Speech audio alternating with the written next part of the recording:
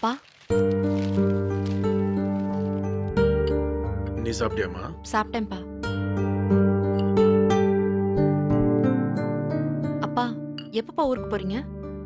முன்னாடியே புக் பண்ணிடுங்க. பண்டிகை சீசனா இருக்கு. டிக்கெட் கிடைக்கிறது ரொம்ப கஷ்டமா இருக்கும். எதுக்கும்மா இப்ப என்ன துரத்தி விட பாக்குற? ஏன்பா இப்படி சொல்றீங்க?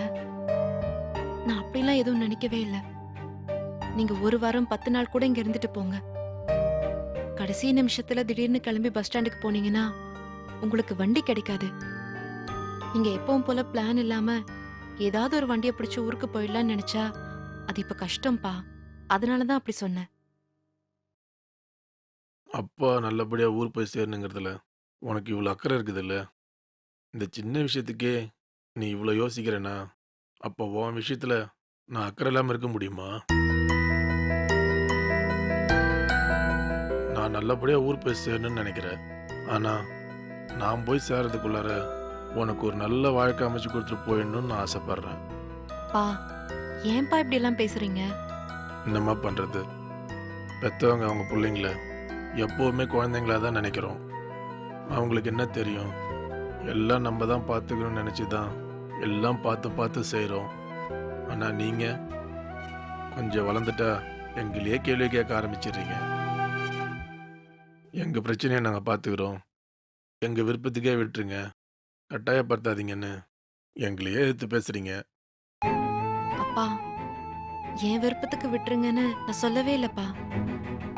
என் விருப்பத்தையும் கொஞ்சம் கேளுங்கன்னு தான் நான் சொல்றேன். அப்படி கேட்டுட்டு தானம்மா இப்போ இவ்வளோ அவஸ்தைப்படுறேன். அப்பா, என்னம்மா, அதான உண்மை? அப்பா, நான் என் வாழ்க்கையில உங்களை கேட்காம ஒரு டிசிஷன் எடுத்தேன். அது தப்பா போயிடுச்சு. அதுக்காக நான் எந்த முடிவுமே எடுக்க கூடாதுன்னா எப்படிப்பா?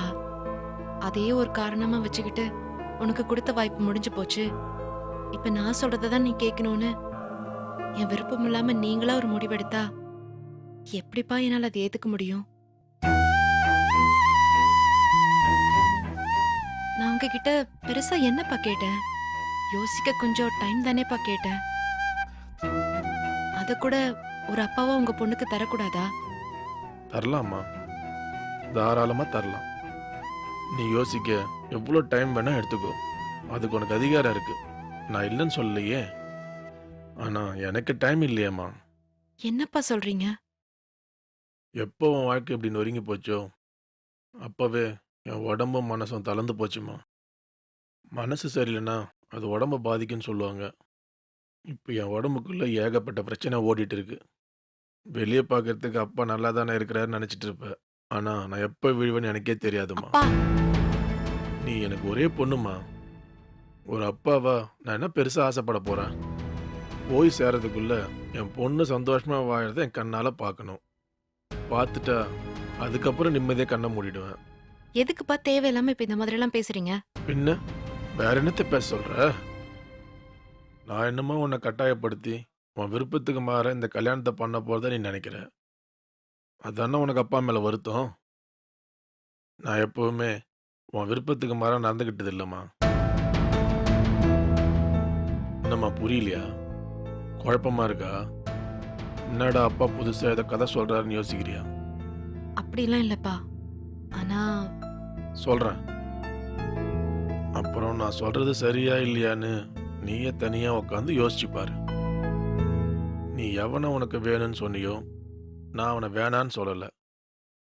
உன் கல்யாணம் நடந்து முடியறதுக்குள்ள 1000 பிரச்சனை, அவ்வளோ எதிர்ப்பு.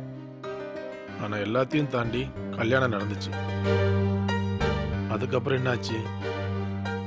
எவனை நீ ஆசையா காதலிச்சு கல்யாணம் பண்ணி குடும்பம் நடத்த போனியோ அவனையே நீ வேணான்னு சொல்லிட்ட. அதுக்கும் நான் வேணான்னு சொல்லல.